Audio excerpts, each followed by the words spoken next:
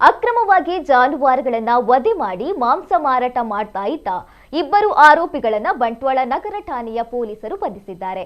ಬಂಧಿತ ಆರೋಪಿಗಳನ್ನ 33 ವರ್ಷದ ಮುಸ್ತಾಫಾ ಹಾಗೂ 30 ವರ್ಷದ ಮೊಹಮ್ಮದ್ ಸಾದಿಕ್ ಎಂದು ಗುರುತಿಸಲಾಗಿದೆ. ಬಂಟ್ವಾಳ ತಾಲೂಕಿನ ಸಜೀಪಮೂಡ ಗ್ರಾಮದ ಪಂಚಾಜೆ ಕೊಳಗೆ ಪ್ರದೇಶದಲ್ಲಿರುವ ಮನೆಯ ಹಿಂಭಾಗದ ದನದ ಕೊಟ್ಟಿಗೆಯಲ್ಲಿ ಜಾನುವಾರುಗಳನ್ನ ಅಕ್ರಮವಾಗಿ ವಧೆ ಮಾಡಿ ಮಾಂಸ ಮಾರಾಟ ಮಾಡ್ತಾ ಇರುವ ಬಗ್ಗೆ ಖಚಿತ ಮಾಹಿತಿ ದೊರೆತ ಹಿನ್ನೆಲೆಯಲ್ಲಿ ಬಂಟ್ವಾಳ ನಗರ ಠಾಣೆಯ ಪೊಲೀಸ್ ಉಪ ನಿರೀಕ್ಷಕರ ನೇತೃತ್ವದಲ್ಲಿ ಸಿಬ್ಬಂದಿಗಳೊಂದಿಗೆ ದಾಳಿಯನ್ನು ನಡೆಸಲಾಯಿತು.